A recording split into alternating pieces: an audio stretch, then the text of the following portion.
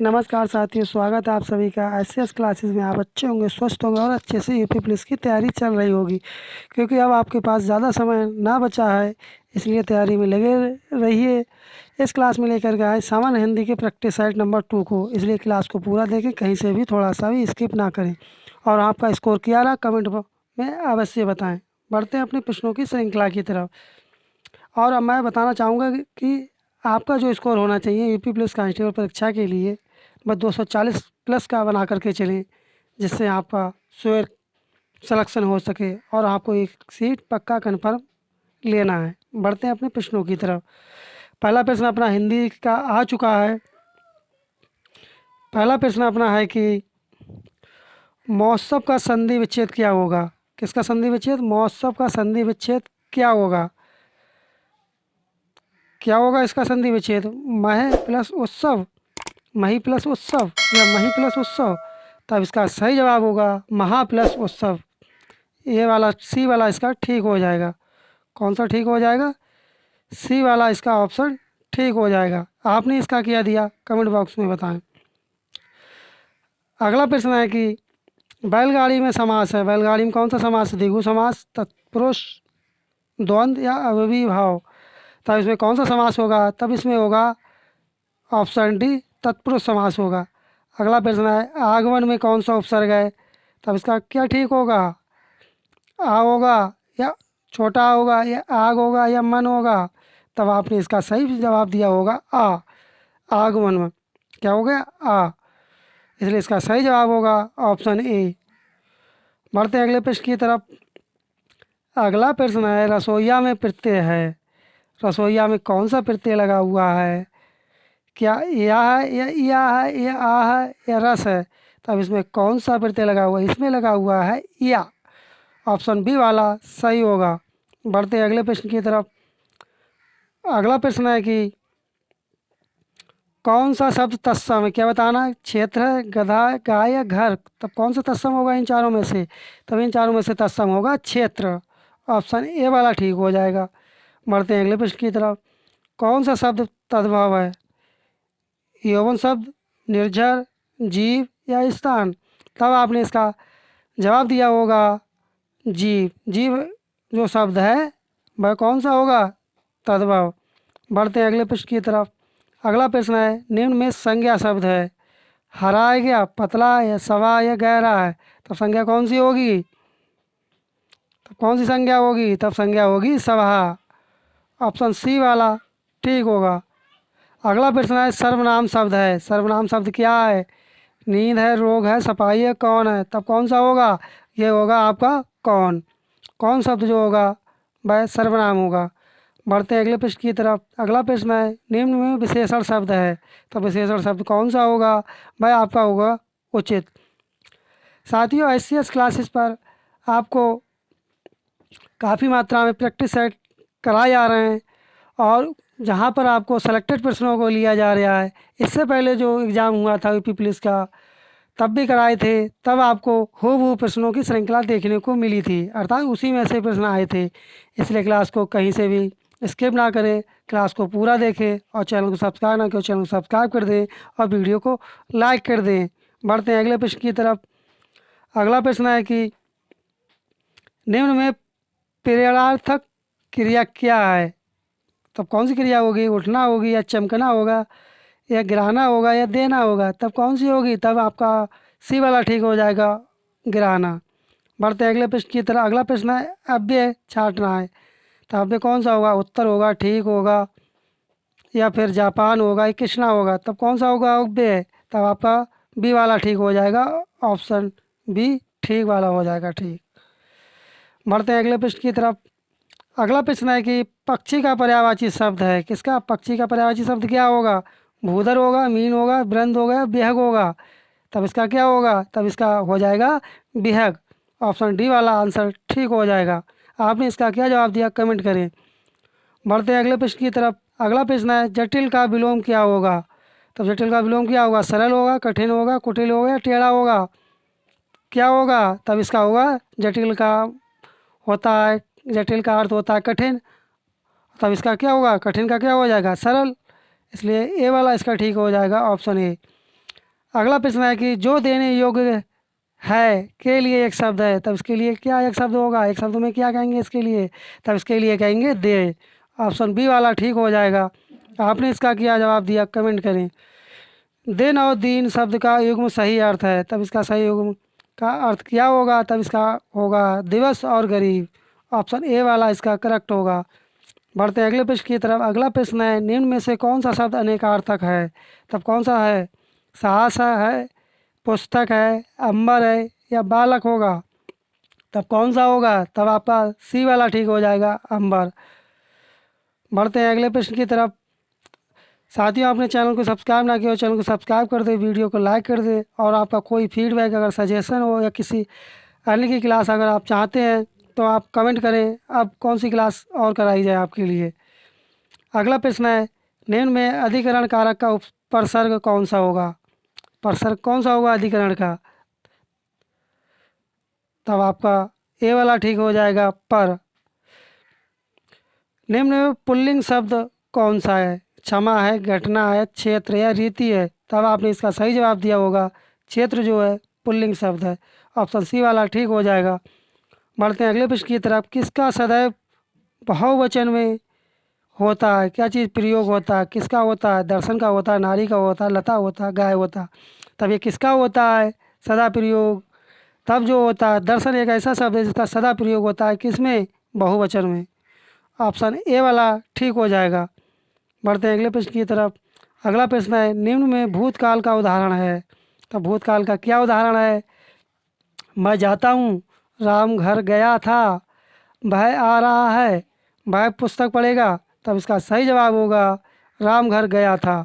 Option B वाला इसका ठीक हो जाएगा। बढ़ते हैं अगले प्रश्न की तरफ। अगला प्रश्न है भाववाच्य है।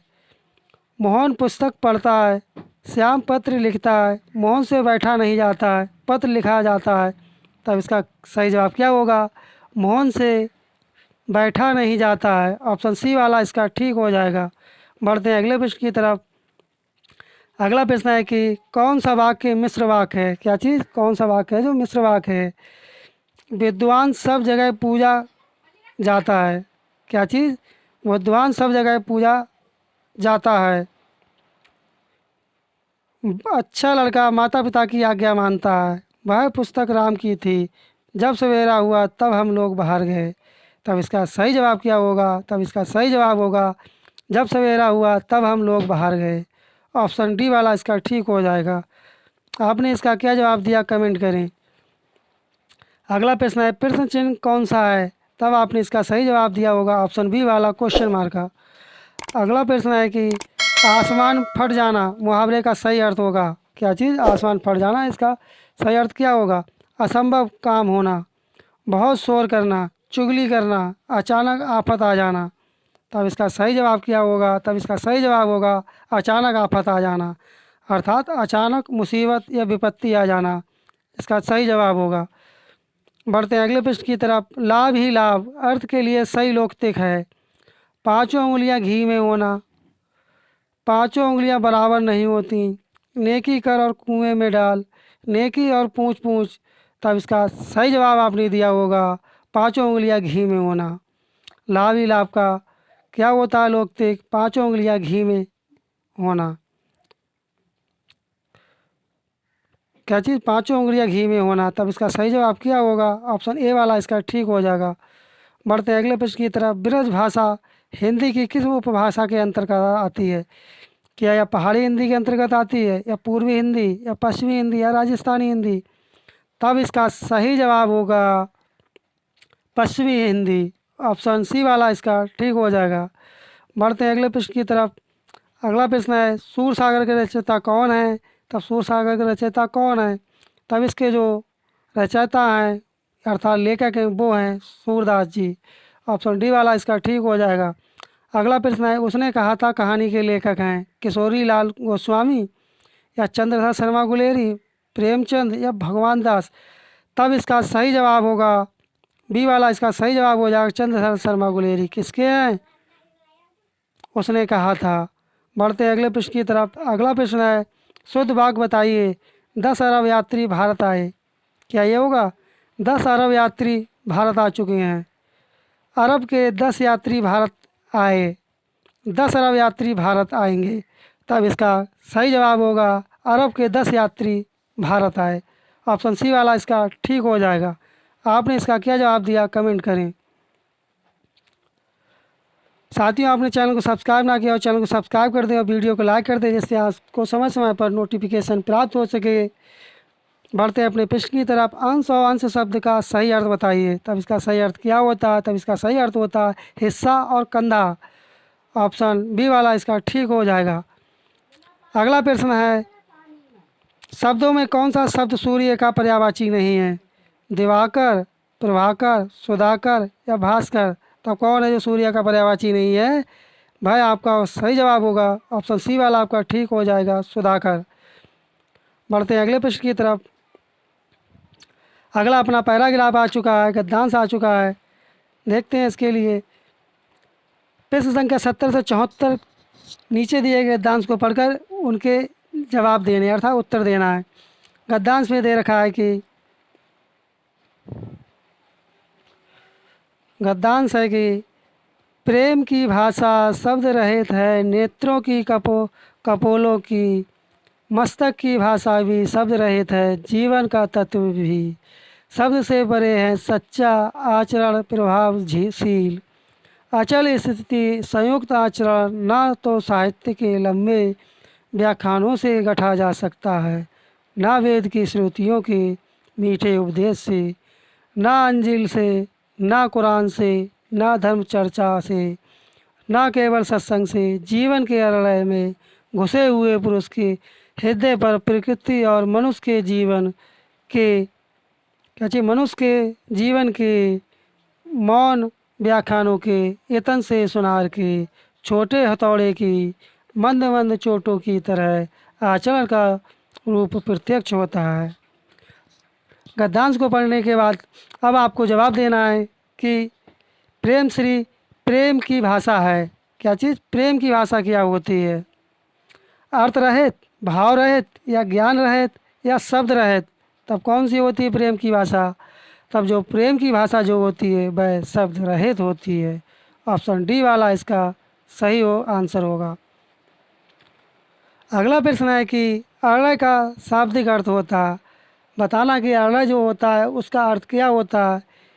तब उसका अर्थ क्या होता है? क्या वृक्ष होता है या जंगल होता है या उपवन होता है या पुष्प होता है? तब जो अरलय का जो अर्थ होता है वह होता है जंगल, इसलिए बी वाला इसका ठीक हो जाएगा। बढ़ते हैं अगले प्रश्न की तरफ। यतन से आशय है भाषण, रतन, प्रयास या परिश्रम। तब यतन से जो आशय क्या होता है? यतन से आशय होता है प्रयास, इसलिए इसका सी वाला इसका ठीक हो जाएगा, प्रयास। बढ़ते हैं अगले प्रश्न की तरफ। अगला प्रश्न है, गद्यांश में किसकी महिमा का वर्णन है? आचरण का, प्रेम का, जीवन का, भेद का। तब इसमें क्या है? तब इसमें जो है आचरण के बारे में बताया गया था गद्यांश में, इसलिए हम इसमें जवाब देंगे आचरण वाला। आचरण वाला किस में है? ऑप्शन ए में, इसलिए ए वाला ऑप्शन इसका ठीक हो जाएगा। आपने इसका क्या जवाब दिया कमेंट करें। बढ़ते हैं अगले प्रश्न की तरफ। अगला प्रश्न है, गद्यांश का उपयुक्त शीर्षक होगा प्रेम की भाषा, जीवन का अरलय, सच्चा आचरण या मौन व्याख्यान। तब इसका जो आशय होगा वह होगा सच्चा आचरण। ऑप्शन सी वाला इसलिए इसका ठीक हो जाएगा। बढ़ते हैं अगले प्रश्न की तरफ। अगला प्रश्न है कि जेते तुम तारे तेते नम में तारे है। इस पंक्ति में दिए गए विकल्पों में से सही अलंकार का चयन कीजिए। तब इसमें सही अलंकार क्या होगा? उपमा होगा, रूपक होगा, यमक होगा या सलेश होगा। तब इसमें कौन सा अलंकार होगा? तब इसमें जो होगा यमक अलंकार होगा, इसलिए सी वाला इसका आंसर ठीक हो जाएगा। साथियों, आपने चैनल को सब्सक्राइब ना किया और चैनल को सब्सक्राइब कर दें और वीडियो को लाइक कर दें, जिससे आपको समय समय पर नोटिफिकेशन प्राप्त हो सके। अगला प्रश्न है कि छंद से संबंधित गणों की सही संख्या क्या होगी? क्या छंद से संबंधित गणों की संख्या है क्या 6 होगी या 7 होगी या 8 या 10 होगी? तब इसका सही जवाब होगा, तब इसका सही जवाब क्या होगा? इसका जवाब आप कमेंट करें, इसका सही जवाब क्या होगा। और साथियों, आपने चैनल को सब्सक्राइब ना किया और चैनल को सब्सक्राइब कर दें, वीडियो को लाइक कर दें और अपने दोस्तों में शेयर करें, जिससे आपको समय समय पर नोटिफिकेशन प्राप्त हो सके। अगली क्लास आपको जल्द ही मिलेगी। तब तक के लिए धन्यवाद। जय हिंद, जय भारत।